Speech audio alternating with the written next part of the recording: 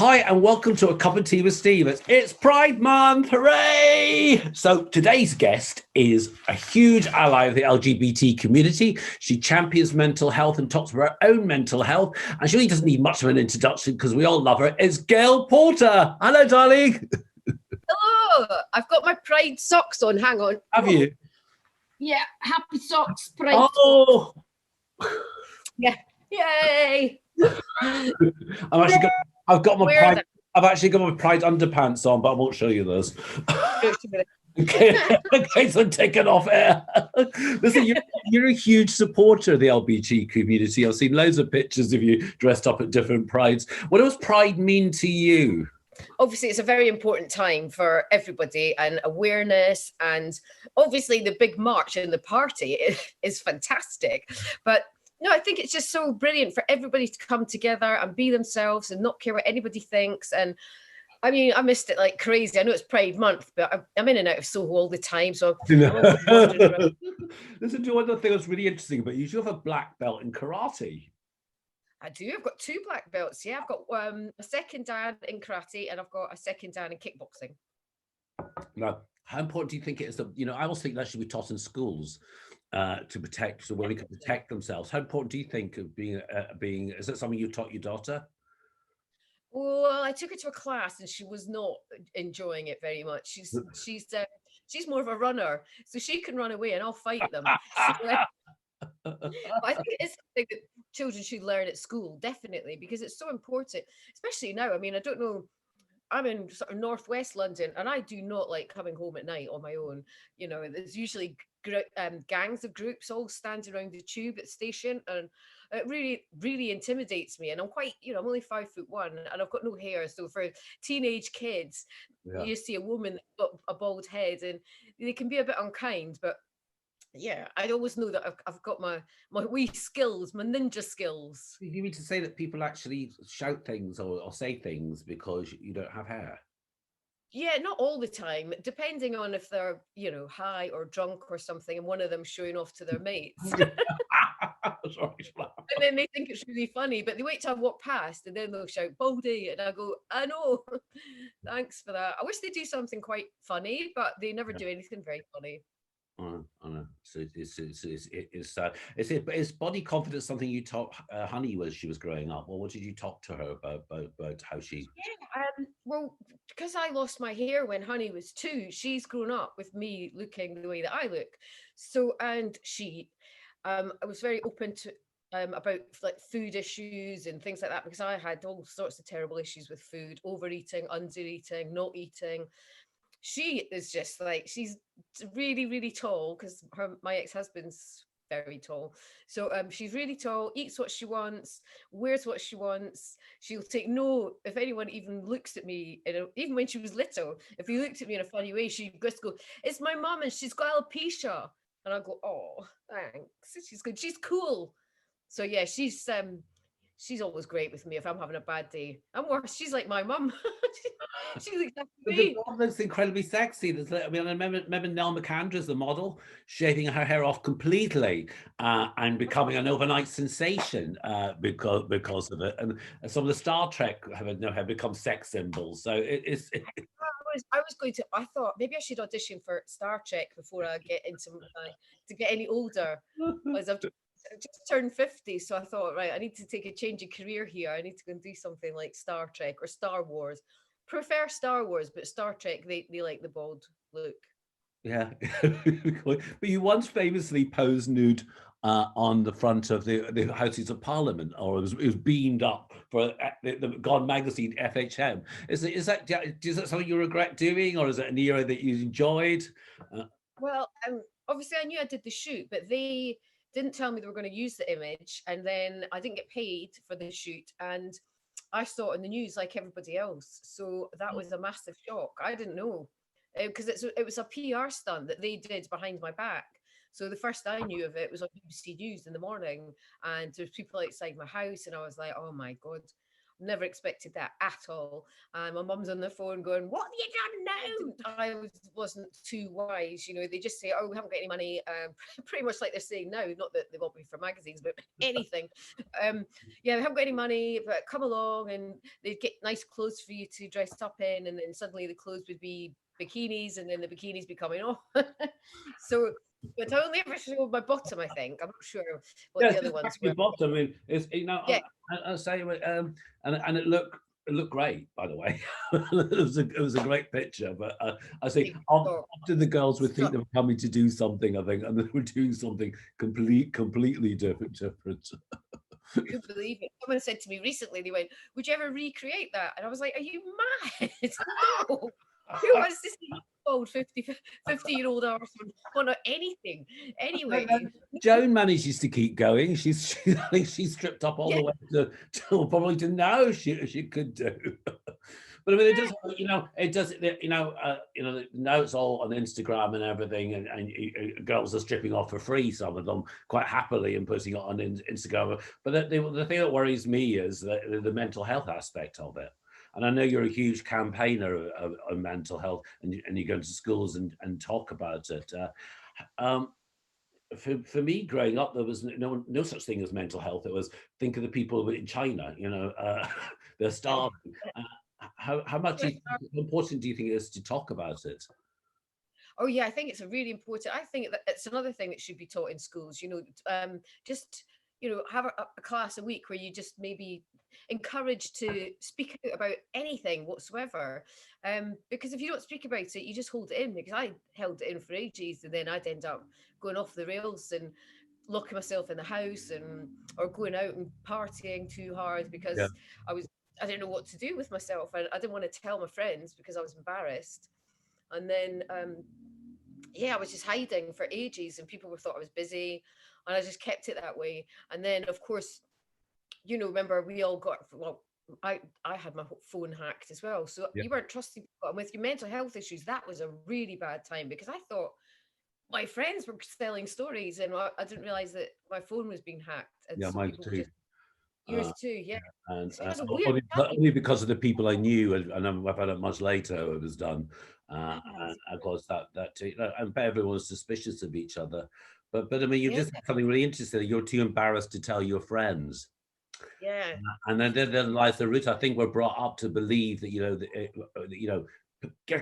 stiff upper lip, and then we have to be able to teach kids that it's okay to say you're not okay.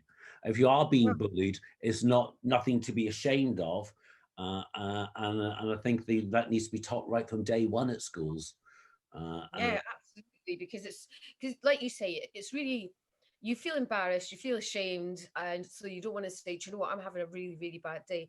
I've been okay, touch wood-ish, over lockdown, because I've been doing lots of Zooms, but I did have a couple of weeks where it was awful, and I was really, really struggling. The phones were off, my friends were banging on the doors to find out what's been happening, and because everyone's worried, and I just put a note on the door. It's just like, "Don't worry, but I can't talk to you, can't talk to anyone." I just couldn't do it. And people don't understand that. So many people don't. If you do, then they worry that you're doing something, and it's a vicious circle. I have one friend that had really bad mental health, and they tried to take their own life over Christmas, and it was just, and you're left feeling just lost as to what to do. And I think also with men, I don't know if you realize that more men take their lives than women do in this country. And I know your friend Keith Flint took his life over the last year, and again, not enough talking about, and not enough talking about who's left behind either. The effect it has on your mental health to lose even someone you just generally know. It affects them, doesn't it? Yeah, it's just, it's terrifying. How's your mental health been over the lockdown? The breakdown. I mean, the lockdown. I've always been really good at being on my own, even though everyone thinks I'm the huge party guy I am. I've always enjoyed my own company and learned from an early age to do that. So I didn't have any problems in that aspect. It was other people around me that had effects of it that I saw, and that obviously disturbed me. But I think, again, it's about talking again and being on the phone and doing Zoom like you just suggested. But what effect did it have on you when you lost someone that you were close to like that? Oh gosh, I've lost too many people. Yeah. I had yeah, someone I worked with and trained with and went to the gym with. She committed suicide, thought she was all fine, and she sort of went off the rails a bit. And she did what I did and just didn't answer the phone. Yeah. And then I read about it in the papers, and yeah, it's horrible. It's terrible because you just think, you know, we all get dark thoughts, but you know, now that I've got Honey, uh, without Honey, honestly, I say this to some people. I was just say, I don't think I'd still be here if I didn't have my daughter. You Yeah. know, because did the whole homeless thing, had no money, lost my house, everything went wrong, and I had a terrible, yeah, it was 6 months to a year of it. Couldn't get any work. Couldn't. I was sleeping outside. It was just horrible. And I thought, oh my god, if I didn't have Honey, I would just. Whoa. So it's a terrible way to think, but I always talk myself out of it, you know. And you And have a good relationship with Honey, don't you? oh yeah, fantastic. She's just gone off to look at a uni today. So I said, can I come? She's like, no, she's gone with a boyfriend. So I've been ditched. I've been ditched today. Listen, I just won't harp on this subject, but anyone that's sitting at home right now feeling like that might be tuning into the video, what would you suggest to them they do if they're feeling suicidal or so down? What would you Get outside. Get outside, even if it's raining or something like that. Just get outside, go for a walk, just to the top of the road or to the bottom of the roads, whatever.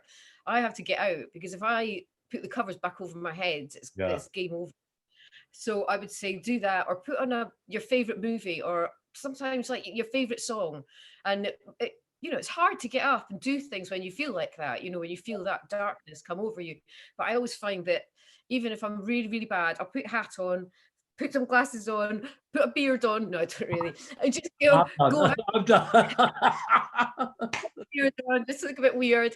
But no, just get out or speak to. You have to speak to someone because I'm an ambassador for the Samaritans as well. Yeah. So And you mine as hear well. all the statistics and oh god, and also I'm always on Twitter or Instagram answering people's questions, or I've had a couple this morning actually saying I'm really struggling. I mean, I can't help everybody, but talk, even if it is like you send someone a message or a text or just saying, just to let you know I'm not feeling the best. How does that affect your psyche when people are you know, the energy coming off people that are down? How do you protect yourself from that?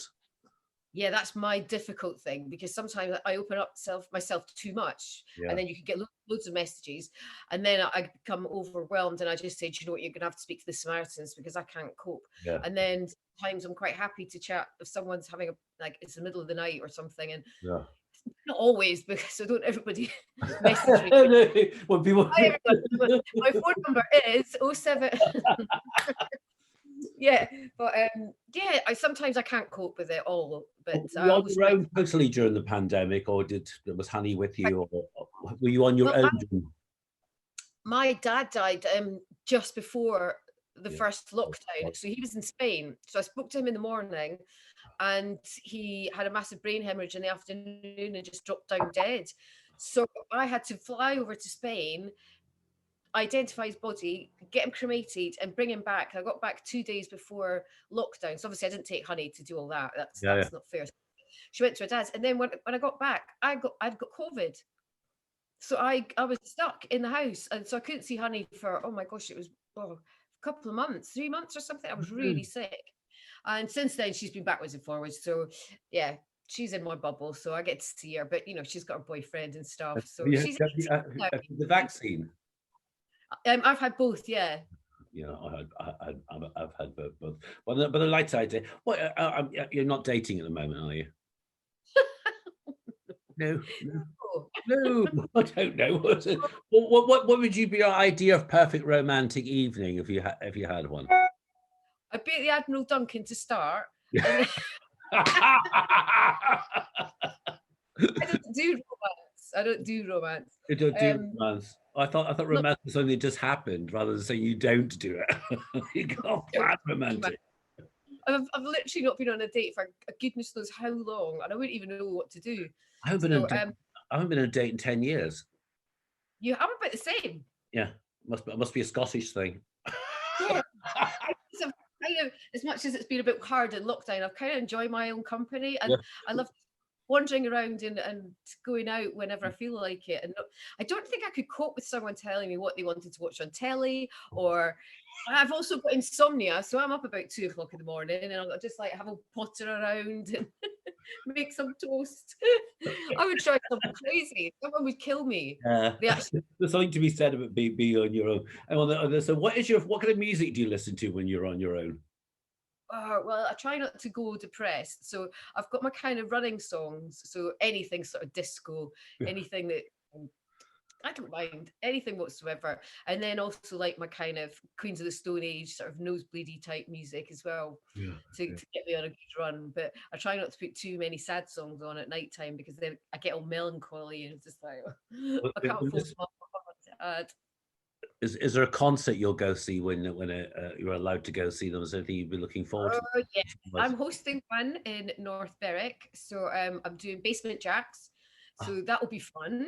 And I'm doing a talk with Irvin Welsh up there, and then I got my daughter tickets to Reading Festival, and I got her 4 tickets, and then she's like, "Who is that for? All my friends?" And I was like, "Well, I thought you and 2 of your friends, 3 of your friends, and maybe 2 of your friends and mum." And she was like, "No way, no." I said, "Honestly, you wouldn't even see me. I'll just go. You all get set up. I'll just wander off." And she's like, "Mum, you're just a liability, and I wouldn't go to a gig with you." You know, it's amazing how what you would call trendy mums, all thinking they were going to be trendy mums, and then suddenly they go, "No, no, you're still the mum." What would you say was the difference? You're doing some work up in Scotland. The difference is between Edinburgh and living in Edinburgh and living in London. What would you say the difference was?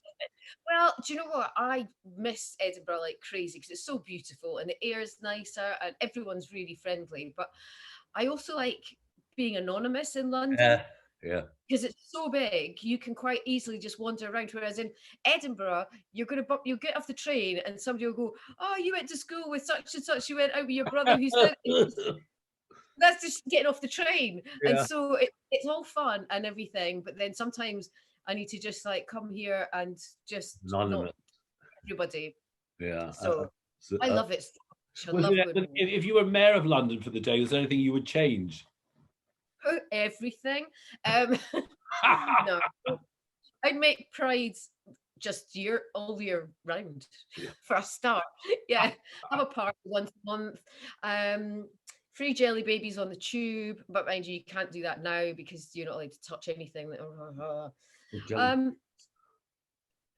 don't know. Just make the tubes brighter. Yeah, give them a Pride makeover. I don't know why Pride is shoved in Trafalgar Square, much as it's nice. Why there was huge Hyde Park, where it was there at one point, but let's move it to Hyde Park and then make it a 2-day celebration or a weekend celebration at the very least, and lots of different stands, and have like a gay ideal home exhibition up there and things. I mean, I could see it being a huge thing. I mean, it's great what we have, but I would like to be able to do something bigger. Don't you think so? Yeah. Well, as well, I can't usually get to Trafalgar Square because I'm so short that by the time I reach Soho and I'm trying to get down, I can't get through the crowds, and I get exhausted. It's really tough getting through, especially around the Trafalgar area. I think it's quite stuffy, and I was helping someone that was well known off the bus, and I was actually a bit scared because even though I'm a big guy, there wasn't a security guy around, and they were coming right on. And I think it needs changing to Hyde Park. So maybe that's something we could suggest to the organisers when they get it all together. Be bigger. It does need to be in a bigger place, because it does get I get claustrophobic as well, especially when you're and with everything that happened at the Admiral Duncan all those years ago, remember as well, you suddenly get this horrible feeling of, oh my god, is everyone okay, because not everyone supports us. You try not to be paranoid, because you can't live in London and be paranoid about it. But I do think I only tend to get that worried when Honey's with me. So because we got caught up in some terror, there was a terror scare, and we were in the tube, and I've never seen Honey that scared in my entire life. So we had to just walk, and everyone was getting evacuated from centre of London, and she's in bits. And so I was just more worried about her. So when I'm on my own, I'm fine.